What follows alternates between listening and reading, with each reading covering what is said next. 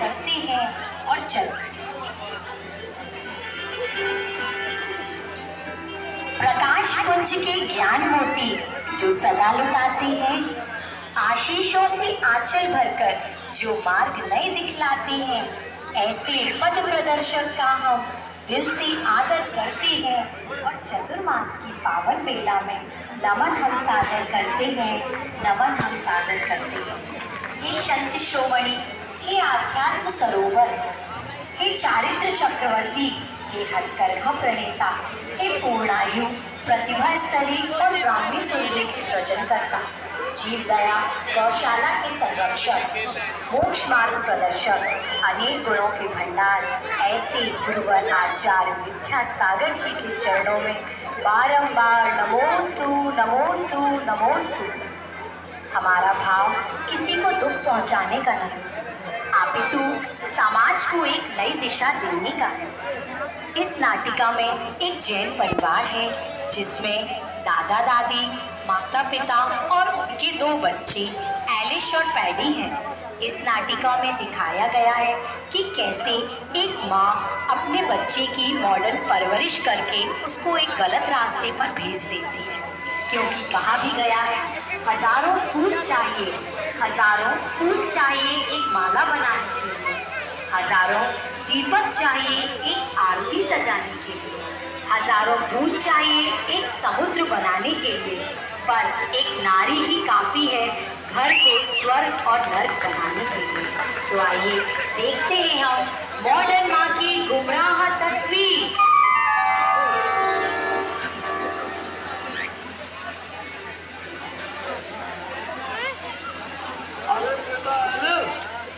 चलो हम सब मिलकर मंदिर जी में प्रभु जी की भक्ति आराधना करने चलते हैं। चलो बेटा चलो। हाँ दादू, what happened? मोबाइल चला रही थी। आपके टाइम पे तो मोबाइल होता नहीं था। आप कहाँ दूरदर्शन के जमाने के, हम कहाँ 5G जमाने के। मैं मंदिर नहीं जाऊंगी। आप लोग रोज सुबह शाम भगवान को परेशान करने के लिए मंदिर चले जाते हो। अब आप लोग बूढ़े हो गए हो ना, तो टाइम पास करने के लिए मंदिर जाते हो, मैं नहीं। एलिस, दादाजी से अच्छे से बात किया करो, अभी तुम बहुत छोटी हो। ओहो, आप लोग तो मेरे बच्चों के पीछे ही पड़ गए। ये मत खाओ, वो मत खाओ, ये मत पहनो, यहाँ मत जाओ, वहाँ मत जाओ, सुन सुन के मैं पक गई। शांति से हमें अपने हिसाब से जीने भी नहीं देते। पिताजी, अब जितने छोटे कपड़े पहनना है, फास्ट फूड खाना है, लेट पार्टी करना है, ये सब फैशन बन गया है। कुछ पता है आपको? हम लोगों को अपना स्टेटस भी मेंटेन करना पड़ता है। आप मेरे और मेरे बच्चों के बीच में इंटरफेयर मत किया करो प्लीज।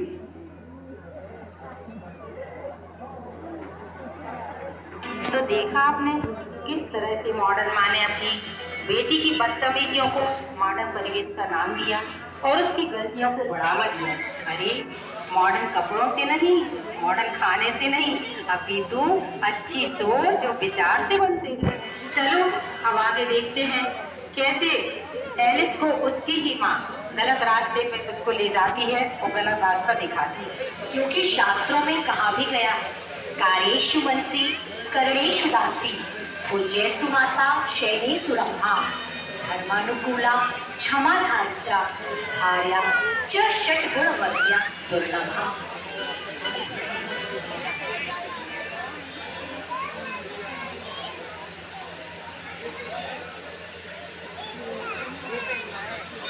आपसे कितनी बार कहा है चुप रहा करो, बुढ़ापा शांति से काट लो, क्योंकि यहाँ अपनी गलती को देखने वाला कोई नहीं है, बल्कि हजार सुनाने वाले हैं। इन्हें आज नहीं तो कल अपनी गलती का पछतावा जरूर होगा। अरे भगवान, हम तो यही सोचते हैं हमारे जीते जी बच्चों का जीवन सुधर जाए, उन्हें सही दिशा मिल जाए। दादा दादी अब अपना अधिक से अधिक समय धर्म ध्यान में लगाने लगे, मुनि सेवा आदि की चर्या और क्रिया में बिताने लगे। अब देखते हैं एलिस और उसका भाई पैडी एक ही घर में रहते हुए मोबाइल पर बातें करते रहते हैं। ये कैसा जमाना आ गया है।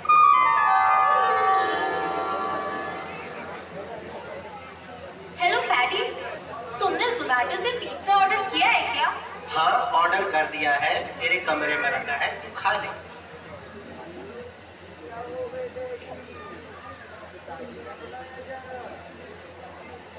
एलिस कमरे में रखे पिज्जा को मूवी देखकर खाने लगती है और नए जमाने की मॉडर्न दुनिया में खो जाती है।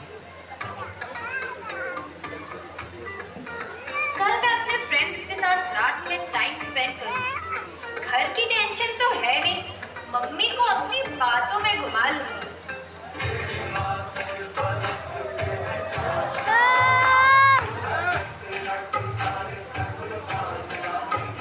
तो देखा आपने, एक ही घर में रहते लोग पड़ोसी की तरह हो गए, मोबाइल में बिजी रहने लगे और रिश्तों की उपयोगिता तो जैसे समाप्ति हो गई है। चलिए देखते हैं अब आगे क्या होता है। हेलो पूजा, क्या कर रही हो? अरे वही खाना बना रही हूँ। हाँ यार, मेरा भी पूरा समय इसी में लग जाता है।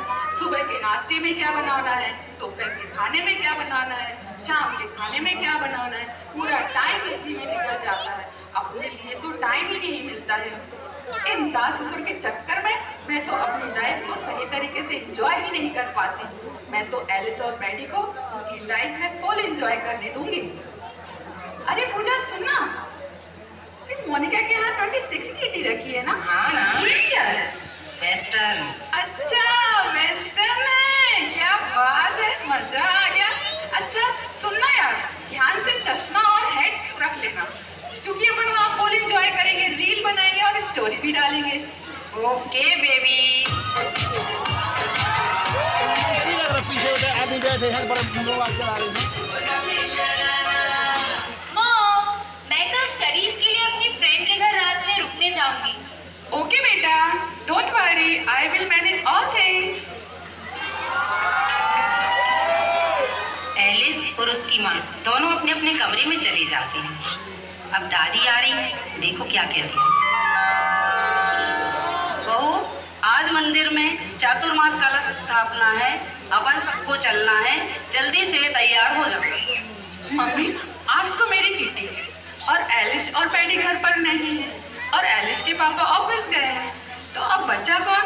आप दोनों चले जाइए। बेटा, एलिस को रात के समय ऐसे किसी के भी घर मत भेजा करो, उसे अच्छे बुरे के संस्कार दिया करो।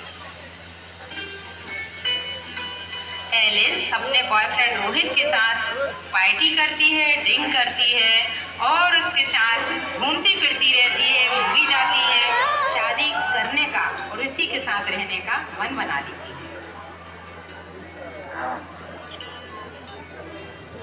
अब कुछ दिन बाद देखिए क्या होता है। मॉम, डैड, आप लोग कहाँ हो? क्या हुआ बेटा? मॉम, डैड, मैंने रोहित से शादी करने का मन बना लिया है। क्या? बेटी, लड़का कौन है, कहाँ रहता है, उसकी जाति क्या है, परिवार कहाँ रहता है, लड़का क्या करता है? बेटी, शादी दो लोगों का मिलन नहीं बल्कि दो परिवारों का मिलन होता है। लड़का जैन नहीं है दादा, पर मैं उसी से ही शादी करूंगी। हे भगवान, ये मैंने क्या कर दिया? मैंने अपने ही बच्चों को संस्कार रहित मॉडर्न परवरिश दी, ये उसी का परिणाम है। आज मेरी बच्ची भटक गई है। मेरे मम्मी पापा सही कहते थे कि संस्कार पुराने ही अच्छे रहते हैं। शादी तो रोहित से ही करूंगी, वरना मैं सुसाइड कर लूंगी। क्या कह रही हो? यह मेरी ही गलती है। मैं सिर्फ अपने ही परिवार की आर्थिक स्थिति को मजबूत बनाने में लगा रहा। यदि मैं उनको टाइम देता, उनके साथ दोस्तों जैसा व्यवहार करता और उनके मन की बातों को समझता, तो आज मेरे बच्चे बाहर नहीं भटकते। मैंने बच्चों को जरूरत से ज्यादा ही आज़ादी दी। यह उसका ही नतीजा निकल रहा है। जो पाएगा वही पाएगा, तेरा किया आगे आएगा।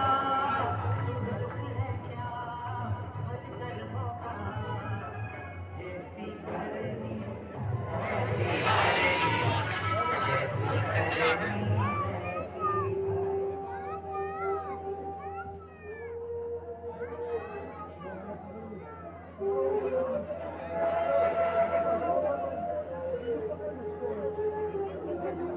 सुनो एलिस बेटा, शादी गुड्डा गुड़ियों का खेल नहीं है। यदि आज तुम मंदिर जाती, पाठशाला में पढ़ती, साधु आर्यिकाओं की सेवा करती, उनको आहार देती, तो तुम्हें अपने जैन धर्म की सूक्ष्मता के बारे में पता होता। आज तुम यहाँ तक न पहुँचती, आज हमें ये दिन न देखना पड़ता। एलिस बेटा, एक बार हमारी बात मान लो, गुरुजी के पास चलो। बिटिया, कभी तुमने हमारी बात नहीं मानी, आज पहली और अंतिम बार हमारी बात मान लो। ठीक है, आप लोग जैसा बोले मैं वैसा ही करूँ। अवसर रहते छोड़ दो, कुटिल पश्चिमी होड़ गड्ढे में ले जाएगी वरना अंधी दौड़। अब देखो, परिवार तो चला गया गुरुजी की ओर, पड़ोस ने देखो क्या चटपटी बातें कर रही है। काय मंजू, तुमने सुनो है, जब हम एलिस की माँ से कहते कि अच्छे जैन प्रतिष्ठित परिवार में मोड़ी की शादी कर दो, तो कहती नहीं, हमारी मोड़ी पढ़ाई कर रही है। देखो कितनी अच्छी पढ़ाई करी है, अच्छो नाम रोशन करो है। हौरी, अच्छो नाम रोशन तो करो ही है, ने कबू मंदिर जाने, ने कबू परिवार से अच्छे से बातचीत करने, ने कोई मेल मिलाप पड़ोसियों से, और ना ही रिश्तेदारों से। यही रिश्तेदार तो नीम जैसे कड़वे लगाते उनको। और तो और देखो तो ऑनलाइन हटा जा चीज मंगा ली, जोमेटो में से बोलते ही नहीं बनतरी, जोमेटो से वो मंगा लेते, पिज्जा जैसे मंगा लो, जो मंगा लो वो मंगा लो, जो खा लो वो खा लो। ये में लड़का बच्चों को पूरे दिन निकल जाते। हौरी, सही कह रही हो। अब उनकी मोड़ी को बाहर के लड़का से शादी करने हैं, न उनकी जात को पता न पात को पता, खूब दूसरे के बारे में कहत फिरत थी ना।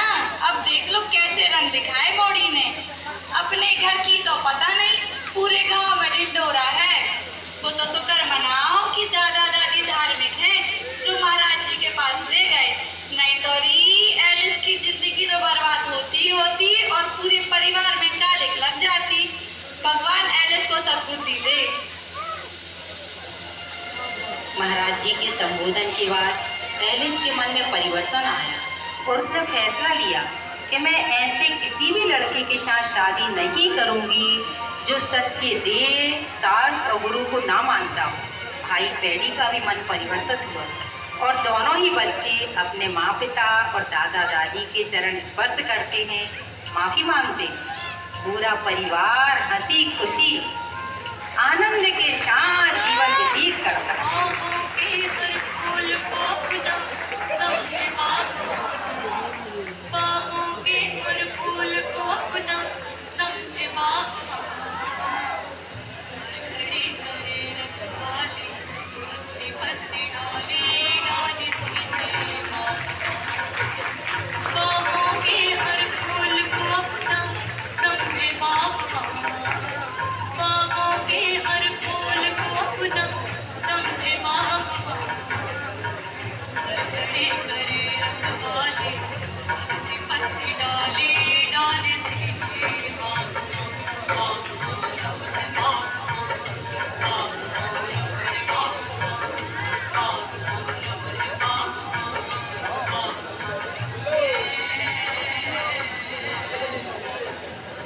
बहुत बढ़िया।